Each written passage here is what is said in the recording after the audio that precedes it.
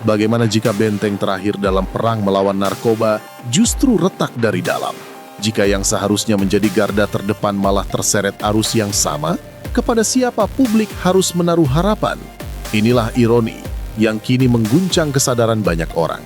Sejumlah perwira dan pejabat Polri, dari mantan jenderal hingga Kapolres aktif, terseret dalam pusaran kasus narkoba dan dugaan aliran dana dari bandar. Mereka yang seharusnya memburu sindikat justru disebut berada di lingkarannya. Pertanyaannya, ini sekadar oknum atau ada pola yang lebih dalam? Bagaimana kronologi penangkapannya? Apa saja barang buktinya? Dan sejauh mana proses hukumnya berjalan?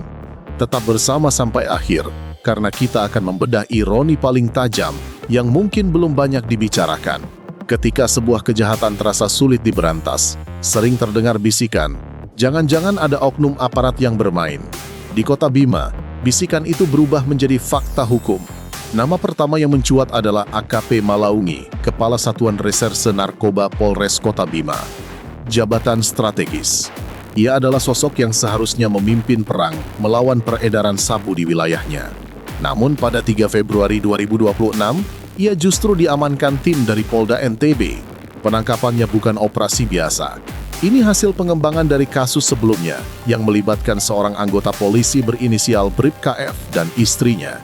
Penyelidikan bergerak naik, menembus ruang kerja Kasat Narkoba hingga ke rumah dinasnya sendiri. Saat penggeledahan dilakukan, hasilnya mengejutkan. Di rumah dinas AKP Malaungi ditemukan sabu seberat 488 gram. Jumlah yang tak lagi bisa disebut sisa pakai ini sudah masuk kategori peredaran. Lebih mengejutkan lagi, hasil tes urin menunjukkan ia positif amfetamin dan metamfetamin. Artinya, dugaan keterlibatan bukan sekadar menyimpan atau mengamankan barang, tetapi juga sebagai pengguna. Di titik inilah ironi terasa begitu tajam. FYI, salah satu ciri perilaku pengguna sabu adalah gelisah dan sulit diam.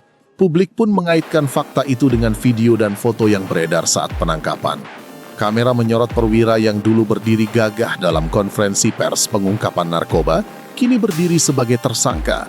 Namun cerita tak berhenti di situ. Dari keterangan anak buahnya, kasus justru melebar. Nama berikutnya yang terseret adalah Kapolres Bima Kota, AKBP Didik Putra Kuncoro.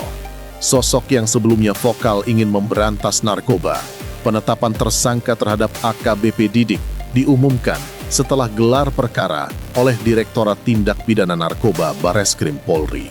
Dasarnya bukan isu, melainkan barang bukti konkret. Sebuah koper berisi narkoba ditemukan di kediaman seorang polwan di Tangerang. Koper itu diduga milik Didik. Isinya sabu seberat 16,3 kg, ekstasi 2 butir sisa pakai dengan total berat 23,5 gram, alprazolam 19 butir, Happy 5 2 butir, serta ketamin 5 gram. Ini bukan satu jenis, melainkan campuran berbagai zat terlarang. Dari kronologi yang terungkap, koper tersebut awalnya berada di rumah Didik. Atas permintaannya, koper itu dipindahkan ke rumah seorang polwan bernama Aida Dianita yang pernah bertugas bersamanya. Menurut pemeriksaan sementara, polwan tersebut hanya diminta memindahkan koper tanpa mengetahui isi detailnya. Pertanyaannya, mengapa harus dipindahkan? Apakah ini upaya menyembunyikan barang bukti atau tindakan panik karena penyelidikan mulai mendekat? Saat diperiksa, Didik mengakui mengonsumsi dan memiliki sabu. Pengakuan itu menjadi pintu masuk bagi penyidik untuk mengamankan barang bukti dan menaikkan statusnya menjadi tersangka. Secara hukum, ia disangkakan melanggar pasal dalam KUHP terbaru serta Undang-Undang Psikotropika. Proses kini berada di tahap penyidikan lanjutan. Institusi kembali menegaskan bahwa pemeriksaan dilakukan tanpa pandang bulu. Kasus ini pun ditarik hingga ke Bareskrim Polri di tingkat pusat. Nilai 1 gram narkoba bisa mencapai jutaan rupiah. Dalam waktu singkat, uang mengalir deras. Disinilah integritas diuji. Ketika gaya hidup hedon dan ambisi materi tak terkendali, bahkan seragam dan pangkat bisa tergadaikan.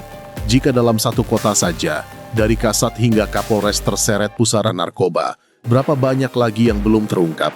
Belum selesai di situ. Setelah Kapolres tertangkap kasus narkoba, pelaksana hariannya, AKBP Catur Erwin Setiawan, ternyata memiliki riwayat pernah positif narkoba. Publik pun kembali bertanya-tanya. Lalu kita mundur ke Oktober 2022. sebuah kasus yang mengguncang nasional. Nama AKBP Dodi Prawiranegara mencuat. Saat itu ia menjabat sebagai Kabagada Rolok Polda Sumatera Barat dan sebelumnya pernah menjadi Kapolres Bukit Tinggi. Jabatan Kapolres bukan posisi sembarangan, ia adalah pucuk pimpinan di tingkat kota, memiliki komando, akses informasi, dan pengaruh. Bermula dari laporan masyarakat, Polda Metro Jaya mengungkap dugaan peredaran gelap narkoba. 3 warga sipil diamankan, lalu berkembang. 2 anggota Polri berpangkat Bribka dan Kompol ikut ditangkap. Dari pengembangan terhadap salah satu pengedar, penyidik menemukan benang merah yang mengarah ke perwira berpangkat AKBP. Nama Dodi pun muncul. Dalam konstruksi perkara yang terungkap, diduga terjadi praktik penyisihan barang bukti narkoba untuk diedarkan kembali. Jika benar, ini bukan sekadar pengguna, ini dugaan keterlibatan dalam distribusi, bahkan memanfaatkan kewenangan atas barang bukti. Modus seperti ini sangat berbahaya. Barang sitaan yang seharusnya dimusnahkan justru diduga dialihkan. Respons institusi cepat, penahanan dilakukan, proses etik dan pidana berjalan paralel. Status hukum berlanjut ke pengadilan dengan dakwaan berat terkait peredaran narkotika. Kasus ini menjadi contoh dramatis ketika lingkar kekuasaan dan narkoba bertemu di meja yang sama.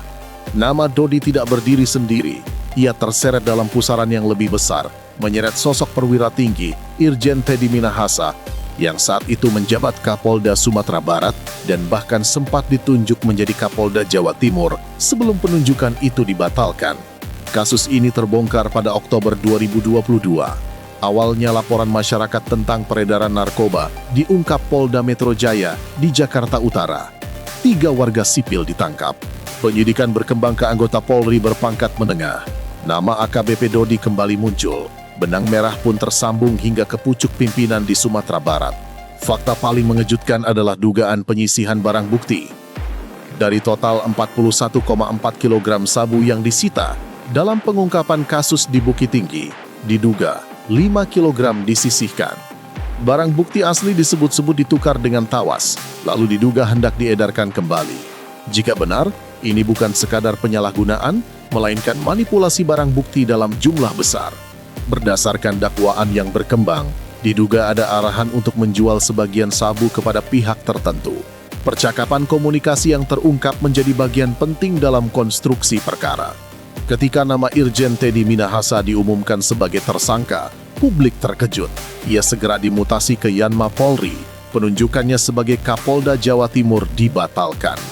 Proses etik dan pidana berjalan bersamaan. Ia dijerat pasal berlapis dalam Undang-Undang Narkotika dengan ancaman maksimal hukuman mati atau minimal 20 tahun penjara. Dari laporan masyarakat hingga dugaan manipulasi 5 kg sabu, kasus ini menjadi simbol betapa dalamnya ironi ketika kekuasaan, barang bukti, dan narkoba berada dalam satu lingkaran yang sama. Rangkaian kasus ini memunculkan satu benang merah, godaan uang besar, lemahnya pengawasan, dan relasi kuasa yang terlalu lama tanpa rotasi bisa menjadi celah.